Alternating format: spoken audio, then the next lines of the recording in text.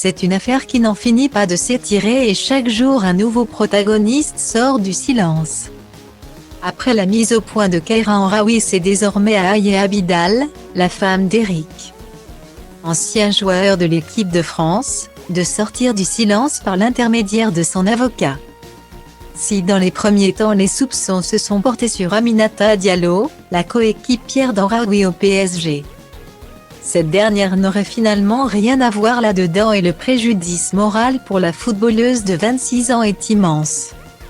Désormais, les enquêteurs semblent plutôt s'orienter vers une querelle amoureuse. C'est du moins une hypothèse, une piste envisagée parmi d'autres, avait indiqué le parquet de Versailles dès lundi à l'AFP. L'enquête a été confiée depuis le 15 novembre à un juge d'instruction. Eric Abidal, propriétaire de la puce du téléphone de Keira Amraoui, devrait être entendu en qualité de témoin dans cette histoire dans les prochains jours. Marié depuis 2007 et père de 4 filles, l'ancien joueur des Bleus partage sa vie avec Aya depuis de longues années. Et cette dernière ne compte pas rester les bras croisés pendant que l'enquête poursuit son cours.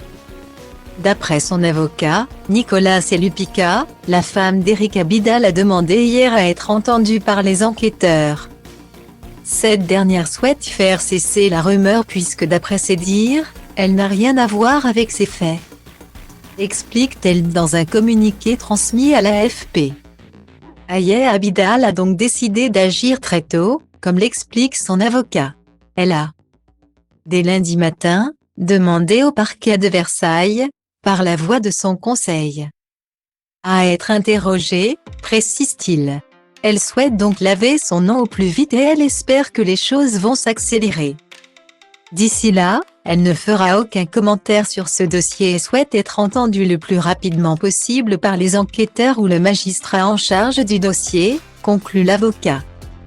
Pour corroborer ses propos, Nicolas Selupica s'est rendu sur le plateau de BFM TV ce matin afin d'expliquer plus en détail le point de vue de sa cliente. On a hâte, si les enquêteurs le souhaitent, de pouvoir donner des explications. Et encore une fois, si ces explications pouvaient aider l'enquête parce que l'on n'en sait rien, insiste-t-il.